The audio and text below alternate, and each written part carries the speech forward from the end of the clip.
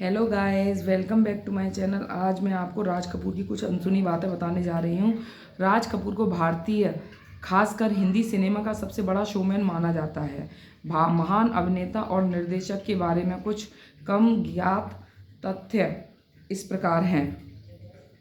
24 साल की उम्र में राज कपूर 1948 में आग बनाने वाले भारत के सबसे युवा फिल्म निर्देशक बन गए। यह एक ऐसी फिल्म थी जो अपने समय से बहुत आगे थी और एक ऐसे व्यक्ति के बारे में थी जिसका चेहरा आग से बुरी तरह खराब हो गया था।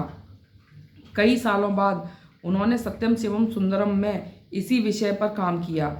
इस बार जीनत अमान के चेहरे पर जख्म थे और आग एसएसएस दोनों ही बड़ी फ्लॉप रहीं, जिससे राज कपूर को आरके स्टूडियो को घाटा हुआ। कहानी नैतिक सबक, मैटिनी आइडल को खराब ना करे, भारतीय निर्देशकों को पसंद नहीं है। एसएसएस दोनों ही फ्लॉप फिल्म रही, जिससे राज कपूर को आरके स्टूडियो में घाटा हुआ था।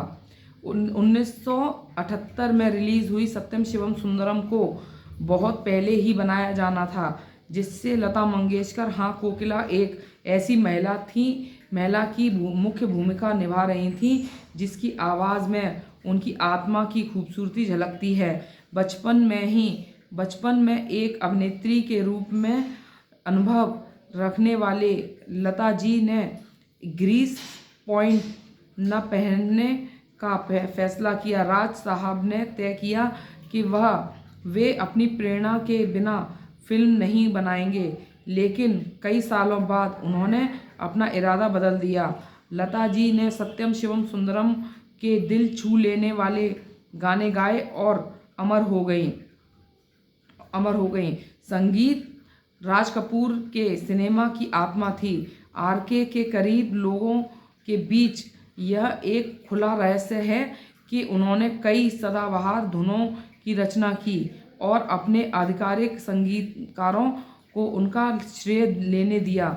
जब उनसे पूछा गया कि उन्होंने अपने गीतों का श्रेय क्यों नहीं लिया, तो राज साहब ने कहा, मैं अपने कलाकारों का भोजन नहीं छीनना चाहता। सालों बाद संजय लीला भंसाली ने अपने गीतों को भूत संगीतबद्ध करने का यही मॉडल अपनाया। अब बेशक भंसाली अपनी फिल्म के संगीत स्कोर का श्रेय लेते हैं, ऐसा कुछ जो राज साहब ने भी नहीं किया। लता मंगेशकर राज कपूर की प्रेरणा थीं। उन्होंने खुले तौर पर उन्हें और मुकेश को अपने सिनेमा की दो आवाज़ों के रूप में स्वीकार किया। मुकेश हर उस फिल्म में आकर आरके की भूतिया आवाज़ थे जिसे राज कपूर ने निर्देशित किया था या जिससे उन्होंने अभिनय किया। होली और दिवाली और 14 दिसंबर को राज साहब के जन्मदिन पर मुकेश परिवार को बिल्कुल नए कपड़ों में राज कपूर के घर पर जाना पड़ता था। मुकेश तीनों मौक़ों पर राज साहब के घर पर पूरे परिवार के लिए नए कपड़े लाते थे। मुकेश और राज कपूर के परिवार के बीच दोस्ती सालों से जारी है। सो गाइस, ऐसी थी कुछ राज कपूर जी के बारे में अनसुनी बातें। सो गाइस, जय हिंद, जय भारत।